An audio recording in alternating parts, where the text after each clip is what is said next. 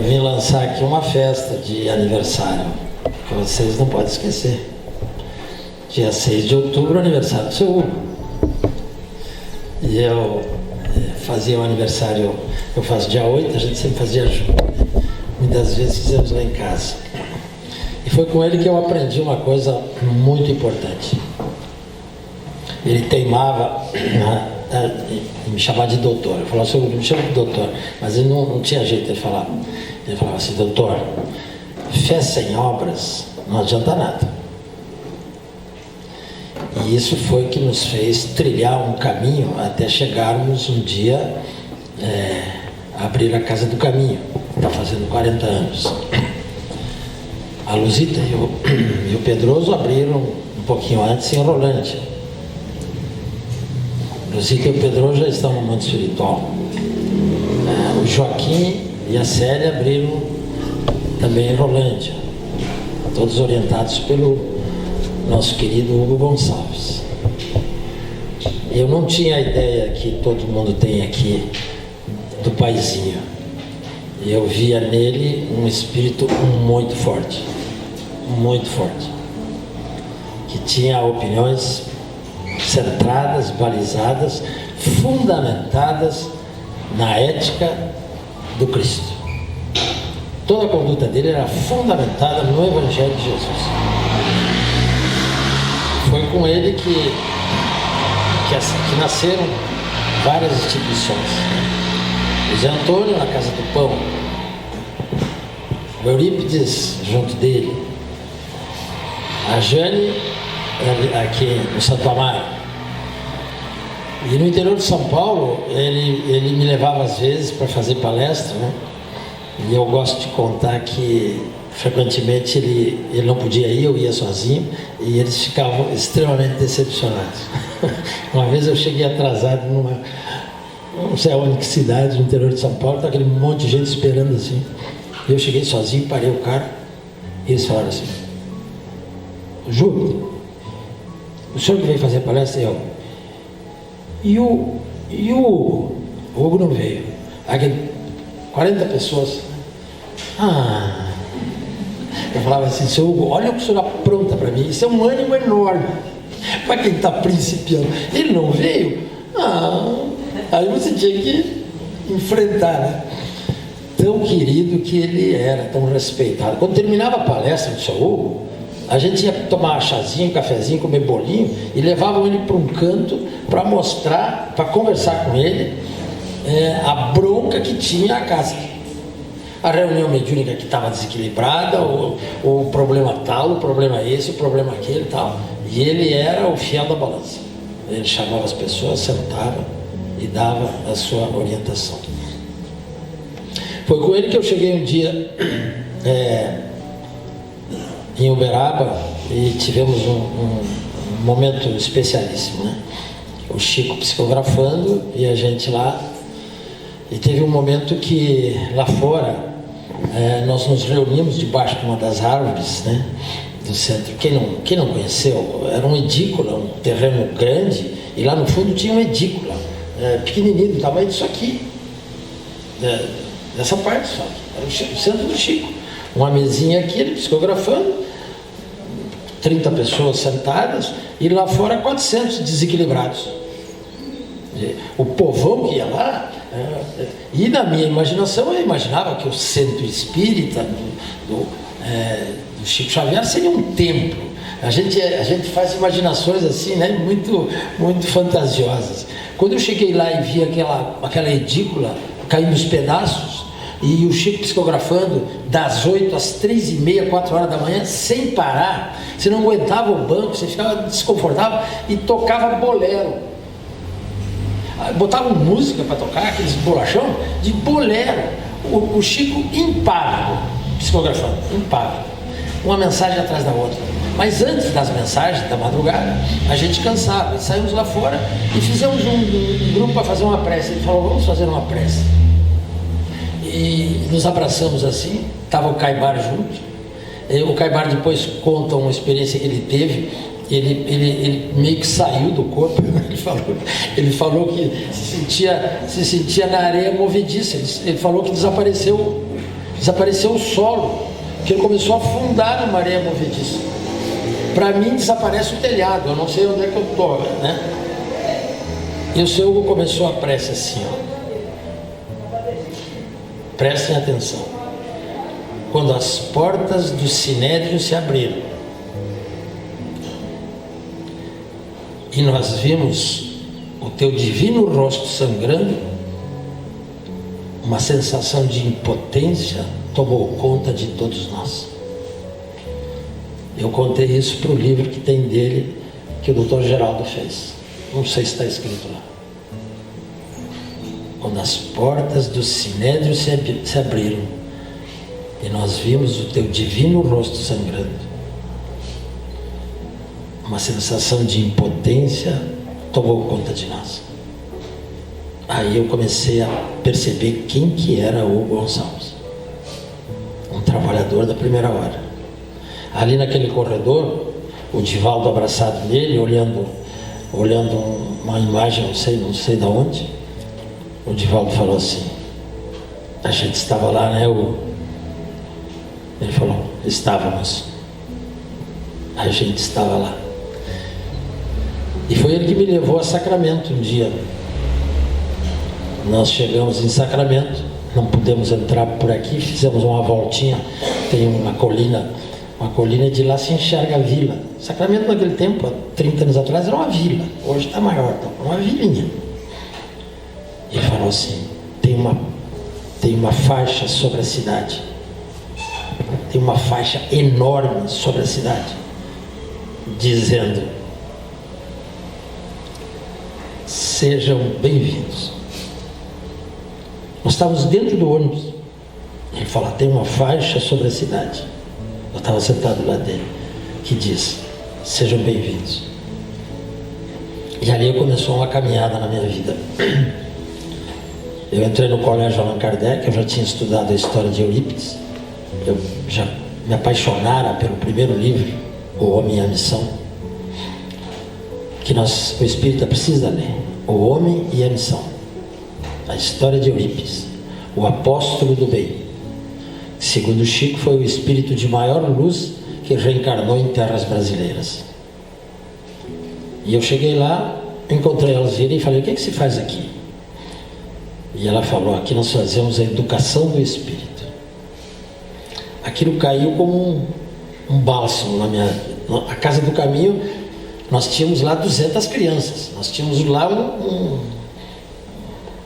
uma coisa enorme, que a gente trabalhava dia e noite. A gente, que eu digo, era a Tânia e os voluntários trabalhavam. Eu ia para o consultório e eles tinham que tocar aquilo lá. Tinha 200 boquinhas para dar 4 refeições por dia da escola, né? E o governo não estava do nosso lado naquele tempo. Hoje nós temos verbas. Era uma luta. O Zé Luiz tem até negócio de contar que o Zé Luiz de manhã cedo juntava as contas para pagar e falava assim: Senhor, estas contas não são minhas, são vossas, por favor. Era a prece do português, botava a culpa em Jesus, né? É bem do português mesmo. Estas contas não são minhas, são vossas. E chegava, tocava o telefone: pode vir buscar aqui 2 sacos de arroz, pode vir buscar aqui uma doação, pode vir buscar aquilo. Tocava. E nós chegamos no Sacramento e eu me apaixonei pela proposta de Eurípides, do Colégio Allan Kardec. Eu sempre conto a história de Eurípides porque ele está sendo esquecido das casas espíritas. Uma vez eu fui falar em Franca, pertinho de Sacramento, e lá eles conheciam o Eurípides curador, o médium de cura, o médium de transporte, o médium de bicorporeidade, o médium que saía do corpo e foi a Paris ver assinarem o Tratado de Versalhes. Chegava e contava isso. Isso era um médium. Quando eu falei de Eurípides professor, da proposta que ele tinha de educação do espírito, em Franca eles não sabiam. E lá, Franca é a cidade espírita de maior força, era uma metade de Londrina, tinha naquele tempo 65 centros espíritas extremamente bem organizados. Tinha todos os departamentos. Tinha dentista, tinha médico, tinha advogado, tinha isso, tinha aquilo, tinha aquilo, tinha aquilo. mas não tinha educação. O pessoal Kardec é um professor casado com uma pedagoga, emana da proposta de Kardec uma proposta pedagógica, emana da proposta de Kardec um ensino para o espírito e não para os corpos. E Eurípides traz essa proposta no Colégio Allan Kardec.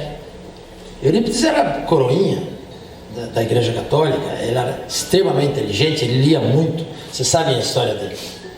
Quando ele, depois da adolescência, recebe o Evangelho de Jesus do amigo dele, que era o Padre Maia, ele tem uma crise, ele não consegue entender as bem-aventuranças. Ele estava criado dentro da Igreja Católica. Dentro da Igreja Católica era o social, como até hoje é. O mundo hoje tende para o biosócio psicossocial. O mundo está esquecendo do espiritual. As correntes dentro da Igreja Católica e as correntes da teologia da prosperidade, etc, que estão por aí, que não cabe a nós a crítica, esqueceram do espiritual. É tudo biosocial. O social está acima do espiritual. Desde que Marx coloca que o pensamento é igual a bile, que morto fígado não tem bile, morto cérebro não tem pensamento, ele elimina o espiritual. E a partir daí se criou toda uma proposta para o mundo, onde o espiritual foi cortado, desapareceu o espiritual. E lá em Sacramento o mais forte era o espiritual, é a educação do espírito, dos nossos sentimentos. E uma das coisas que é extremamente importante é que nós somos espíritos. Eurípides tem uma frase lapidar dele.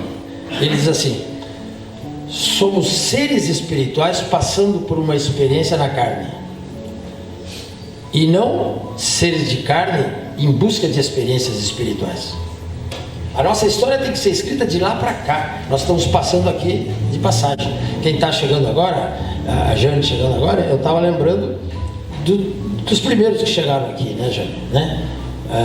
O Zé Antônio, o Eurípides, né? A Luzita, o Luiz Carlos Pedroso, o meu amigo Joaquim, que vamos fazer prece por ele no fim, que está na UTI, está terminal, nas dificuldades todas, junto com a Célia, que nós temos que orar por eles. Companheiros cuja casa máter, como diz a Tânia, é aqui, saiu daqui, saíram várias daqui, saíram várias para o interior de São Paulo. Mas eu cheguei e me apaixonei pela proposta de Eurípides, que é da educação do espírito, e entendemos ali o que é uma programação reencarnatória. Nós recebemos todos um programa. Já contei aqui umas 4, 5 vezes. Eu fiz regressão de memória e o Zé Antônio me levou para antes da barriga da mãe, e eu me vi cercado por seres de luz que eu não tinha condição de olhar. A amorosidade deles fazia com que eu me curvasse diante deles. Era tanto amor, tanta bondade, que eu não tinha condição de olhar no rosto deles. Eu só fazia assim, e eles me mostraram um programa. Ora, todos vocês passaram por essa reunião, todos nós passamos por um programa. Então eu falo muito de programação reencarnatória, eu falo muito dos arquétipos que nós temos, que a gente estão dentro de nós, e nós aprendemos lá com Eurípides que nós somos um ser espiritual, e que o que manda em nós, nesse ser espiritual, é a mente. A mente comanda o cérebro.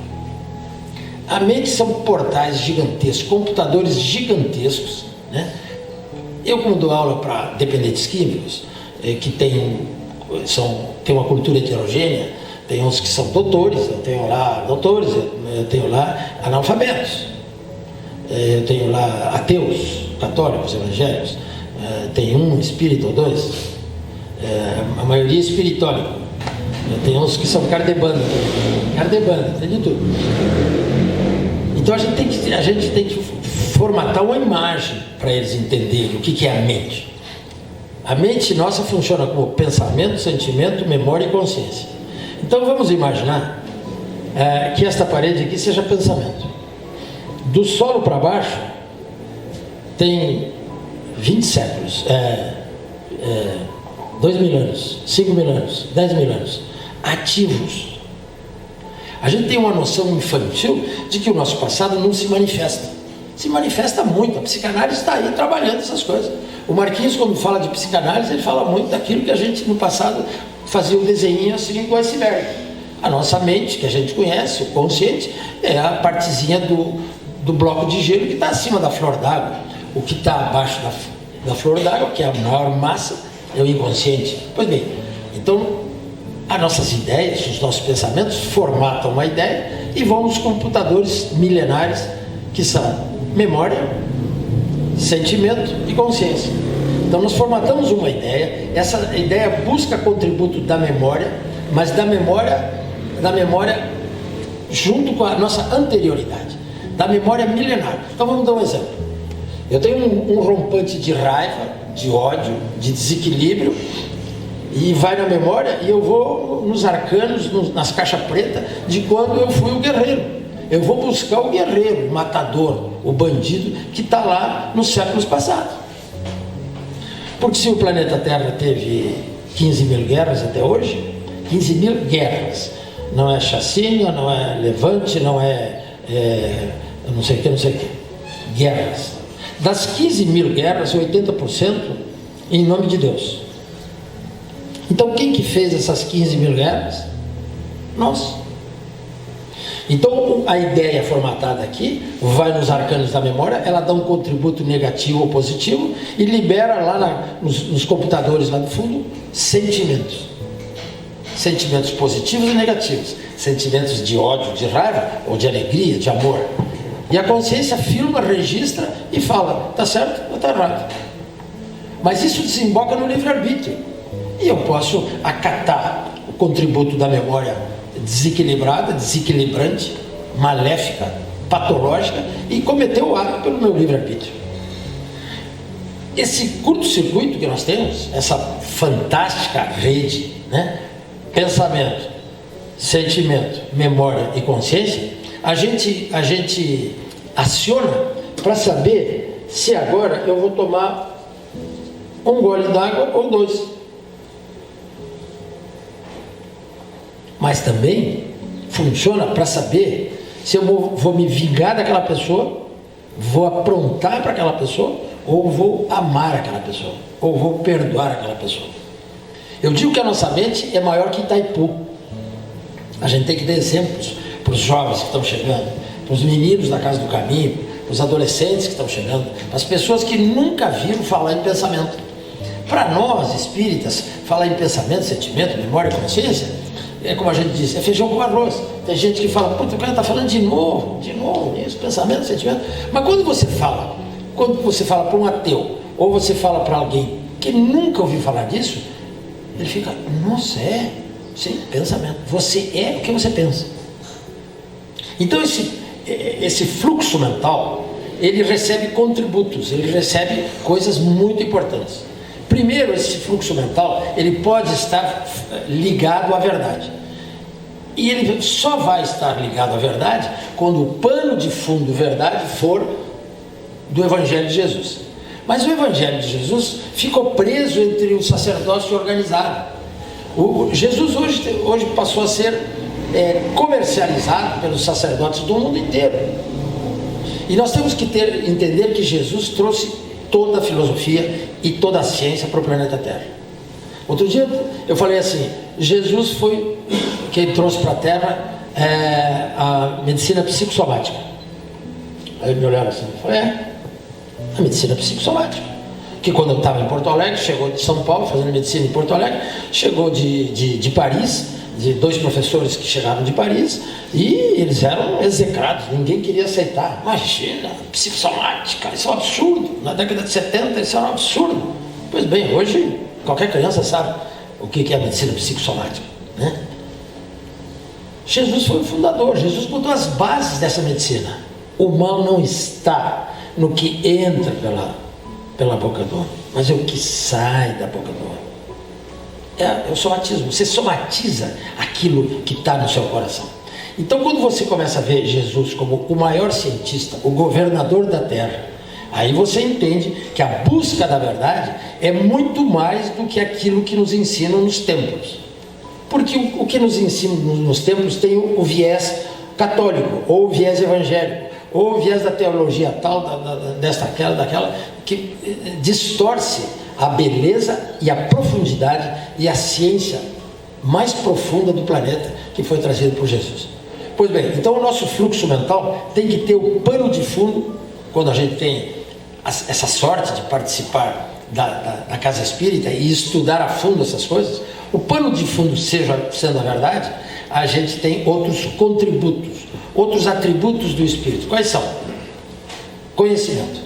Sem conhecimento a gente não vai longe. Tem que ter conhecimento. Por isso que se diz, o espírita tem que estudar. Espírita que não estuda, trava, não entra no conhecimento. Esse conhecimento gera uma série de coisas que se chama discernimento. Quando o seu fluxo mental começa a funcionar, você tem o pano de fundo da verdade, você tem o conhecimento vai ter um outro contributo que se chama razão, discernimento. Evidente que tem o maior de todos, que é inteligência. E hoje a gente descobriu que nós temos muitas inteligências. Antigamente no meu tempo era só que a gente começou a estudar, só tinha uma inteligência. Aquele garoto que sabia matemática era o mais inteligente. Não, hoje tem a inteligência mais importante, que é a inteligência emocional, né? Tem a inteligência espacial dos grandes atletas, tem a inteligência emocional. Você pode ter títulos, conhecimento, sabedoria, cultura, etc, etc, etc, mas emocionalmente você ser um infantil, você ser um desequilibrado, uma criança que por qualquer coisa explode. Nossa, mas somos todos assim. Aí pegou. Inteligência emocional está nos faltando muito.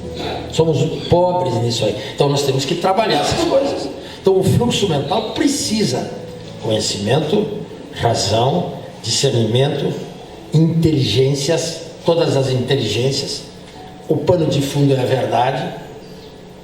Aí nós viajamos para a relação com o mundo espiritual através da pineal, através da glândula pineal, que é a glândula da mediunidade. E essa Itaipu de energias vai desabrochar numa coisa chamada livre-arbítrio. Mas nós temos uma coisa que a gente traz do passado, que são os arquétipos. Nós gravamos dentro de nós vários portais de conhecimento que estão gravados e funcionam até hoje e nos acompanham. O Herculano Pires diz que nós temos o arquétipo mais antigo, é do homem, do cidadão romano, na nossa cultura, né? Cidadão romano, o homem da cidade, o cidadão que paga imposto, que sabe o que é certo, o que é errado, que busca a lei, que é assim, que é assado. Está gravado dentro de nós. Depois veio o católico apostólico romano, que nós já passamos também pela igreja, que chegava no domingo e queria saber se o padre tinha alguma novidade. Filhos, tem que fazer assim, tem que fazer assado, faz assim, não faz, não faz, tá bom, tá, vem embora. Não tinha outras cogitações. Está gravado dentro de nós. Depois veio o arquétipo do social, o Marx. Depois veio o arquétipo de Freud, o homem psicológico, e aí a gente ficou todo mundo pirado para saber se eu sou neurótico, se eu sou psicótico, e a gente foi fazer análise, a gente foi para o psicólogo, a gente ficou mais pirado que os psicólogos, coitados dos psicólogos, a gente ficou meio pirado por esse arquétipo da psique. Vários arquétipos estão dentro de nós, da Revolução Francesa, da liberdade, etc, etc. Mas aí veio um arquétipo que rasgou o véu que nos separa do mundo espiritual, que foi Kardec. E ele deságua em Francisco Cândido Xavier. Eu falo assim, Kardec trouxe as coisas no atacado, e o Chico Xavier botou as coisas no varejo. Trouxe tudo de lá para cá e contou para nós através dos filhos voltando. Se tem um livro bonito a gente lê, é Filhos Voltando, né? Motoqueiros do Além, eles voltaram. Quando a gente lê as histórias de pessoas iguais a nós, que chegaram lá no Chico chorando, desequilibrados, porque um filho tinha ido embora com 18 anos, e naquela noite que o senhor estava lá, que a gente estava, na madrugada, o Chico, aquele calhamaço de papel, ele virava, e ficava buscando, colocava o microfone, ele já estava fraquinho, e ele achava um nome. Eu lembro que ele leu um nome de um jovem, não sei o que, Rodrigues. A mãe gritou lá fora, e veio correndo chorando. Se postou ao lado dele, já curvadinho assim. Atrás veio um senhor, muito bem vestido, com um casaco de couro sobre os ombros, de braços cruzados, e eu estava de frente para ele, e parece que eu sentia, eu lia no rosto dele a raiva que ele estava, o descrédito, olhando para o Chico. A mãe queria beijar a mão do Chico, e o Chico começou a ler a carta, e aquele homem de braços cruzados, com aquele ar arrogante, olhando para o Chico, numa atitude assim, péssima, e começa a carta. Querido papai, querida mamãe, não culpem a moto porque ela foi valente. Não culpem alguém que bateu em mim porque não aconteceu. O pneu da moto bateu numa pedrinha e eu me desequilibrei. E como jovem, inconsequente, eu tinha o capacete no braço e não na cabeça. E a minha cabeça foi no meio fio. E aí ele contou a UTI, os 14 dias em UTI, a presença espiritual, deu o nome do vovô e da vovó, deu o apelido e foi dando tudo isso. Que aquele homem naquela posição começou a fazer assim, ó. Ele foi baixando. Quando o Chico foi dar o calhamaço de papel para a mãe, ele pulou na frente da mãe e pegou os papéis. Trouxe para o peito, não cumprimentou o Chico, trouxe para o peito e falou assim: é o meu filho. Aí eu entendi uma coisa que se chama consolo. Por que a nossa doutrina é o consolador? Aquele pai saiu dali consolado. Como o carro dele estava preso pelo nosso de Porto Alegre, do Germano e da Sônia, nos chamaram para tirar lá, porque ele queria sair. E a lua estava descendo assim, já estava do outro lado do sol aparecendo, começando o brilho do sol. E eu falei para ele, eu gravei a fotografia daquele homem. E eu falei para ele: o senhor vai ficar em Uberaba? Eu queria puxar assunto com ele: o senhor não vai ficar? Ele falou: o dia está nascendo, filho. Você acha que eu vou dormir? Eu vou para São Paulo contar para minha família que o meu filho vive, que está aqui. E ele não soltava aqueles papéis. Os papéis estavam aqui, ó. Eu vou contar para a família que meu filho vive, porque eu achava que esse negócio aí era embuste, eu achava que esse cara era um louco, era um charlatão, eu não sabia que existia isso. Eu nunca imaginei que existisse uma coisa fantasticamente maravilhosa. Aí começou a tecer elogios para o Chico. Não sabia que esse homem existia. Esse homem me deu meu filho de volta. Isso se chama consolo. Para a gente usar toda essa nossa mente, para a gente educar os nossos sentimentos, nós temos que passar por 5 níveis de evolução que o Dr. Costardi me ensinou, que eu estou trabalhando essa semana na clínica com os meninos. Porque não, o tema que eu coloquei hoje aqui é que nós somos um ser espiritual. Então, o nosso ser espiritual só tem 5 necessidades. Quais são as 5 necessidades do ser? É do tamanho de uma mão: ser reconhecido, ser admirado, ser amado, ser livre, para vir a ser útil. Você tem que vencer cada etapa dessas para vir a ser útil. A gente quer ser reconhecido, mas não reconhece ninguém. A gente quer ser admirado, mas não admira. Então a gente fica preso nas primeiras fases da adolescência. A gente fica preso lá atrás, quando a gente quer ser admirado. Ser amado, a gente nem sabe o que é. A gente quer uma mulher que nos ame. O homem quer uma mulher que nos ame. Eu quero uma mulher que me ame. A mulher quer um marido que ame. E existe uma incongruência em tudo isso aí, porque nós não sabemos ainda o que é amar. O espírito feminino, quando transita em corpos femininos, aprende a amar pelo instituto da maternidade. O homem não. Mas está dentro de nós o arquétipo da maternidade, das vidas passadas. Então, às vezes, a gente consegue amar um pouco. Ser livre não é o espaço físico. Ser livre é ser livre pensador. É ser livre nas suas atitudes. O fluxo mental. Que você possa ter liberdade para analisar as coisas. E vir a ser útil é uma construção. Fora da caridade, não há salvação. É uma construção. Vir a ser útil.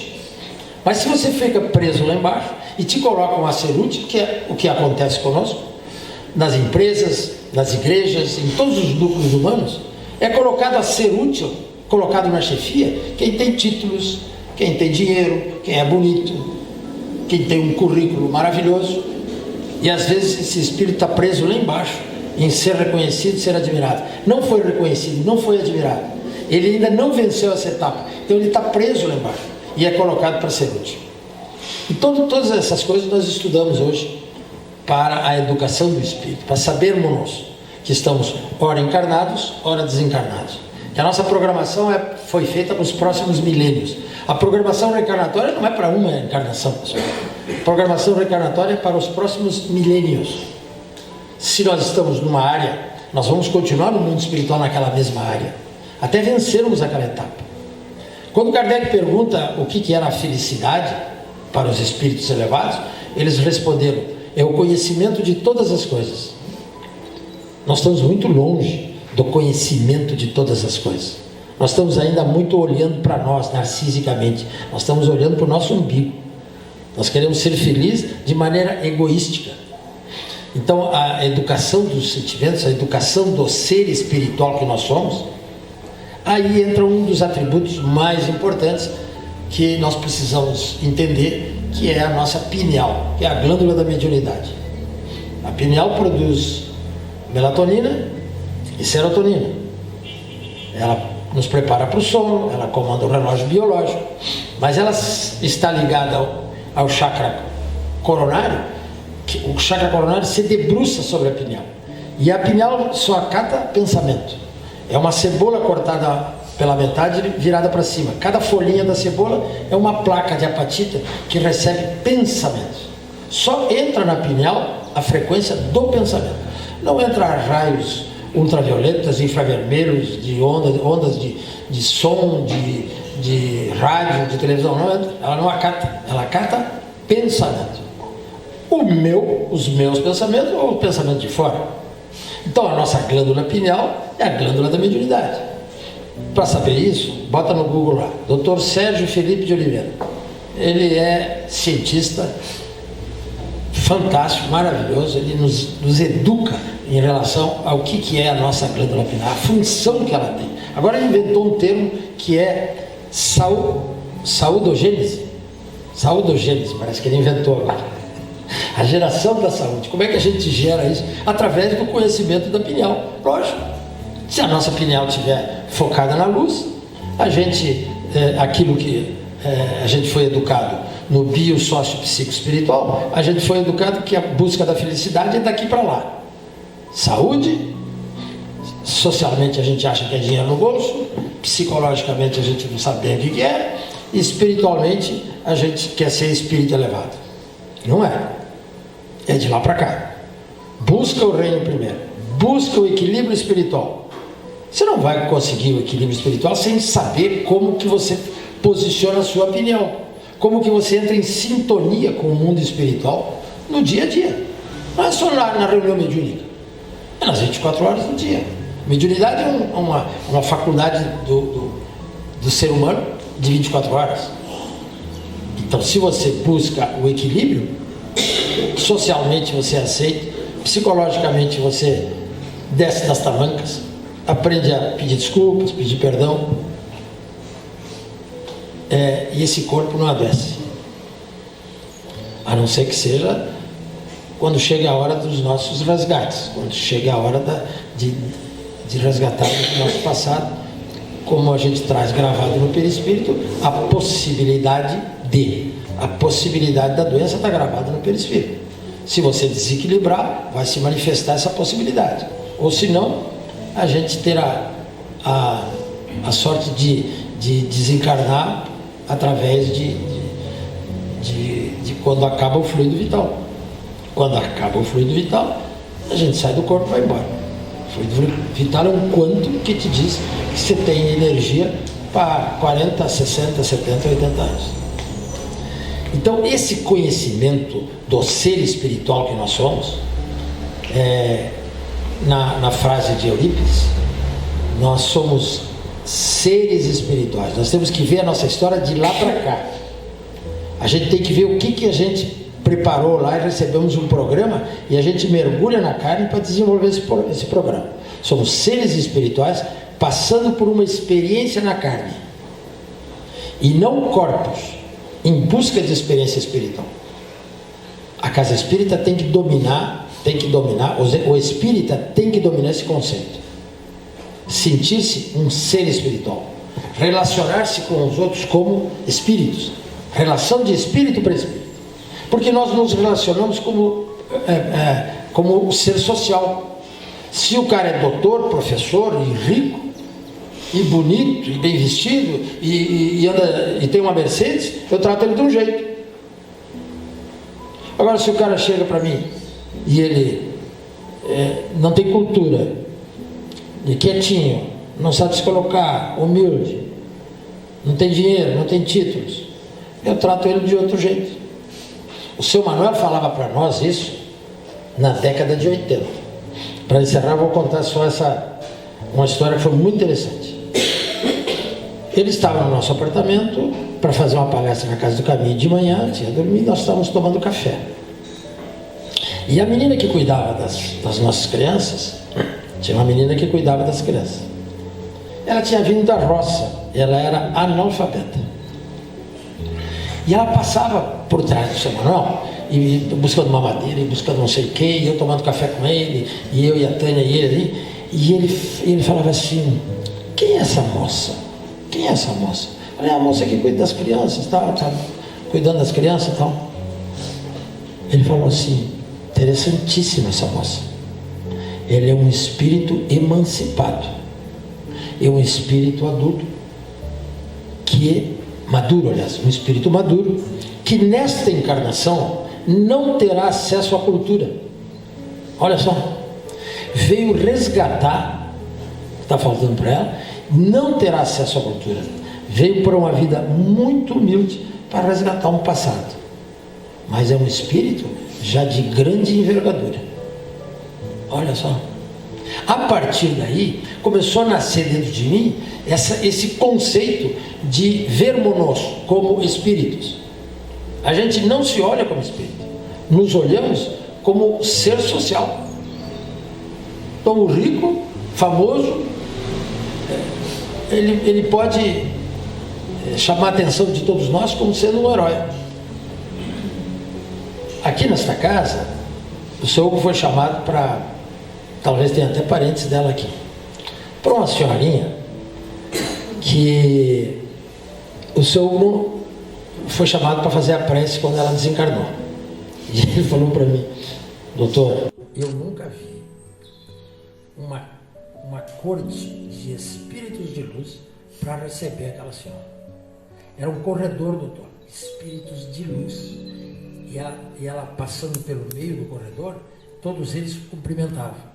O senhor pediu para a família uma foto que eles queriam escrever sobre ela, não tinha. Tiveram que pegar uma 3x4 de um documento. O senhor mandou ampliar, escreveu, fez uma matériazinha no Imortal sobre ela.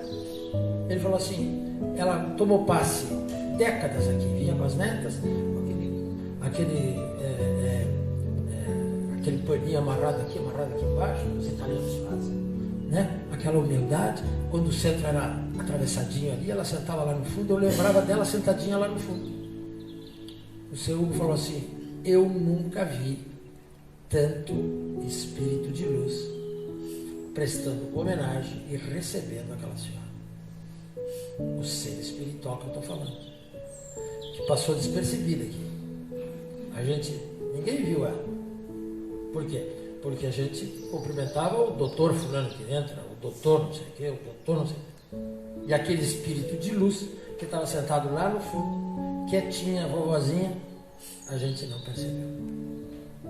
Então, é para a gente mudar o nosso paradigma, para a gente mudar o nosso conceito. Nós somos seres espirituais que temos uma anterioridade, temos uma bagagem, temos uma história para ser lapidada e trabalhada durante essa encarnação. E nós não temos que nos ver somente como o ser social que somos, principalmente o Filho de Deus que está em cada um de nós, trazendo a sua história, as suas potencialidades, suas dificuldades, seus defeitos, mas também a sua capacidade de crescer e de brilhar. Então, voltando à primeira frase que eu falei, nós estamos lançando hoje a festa de nascimento do seu Hugo Gonçalves, dia 6 de outubro. Não esqueçam dele, né? Eu contei um pouquinho da vivência que eu tive com ele para homenageá-lo no seu aniversário. Muito obrigado, uma boa noite.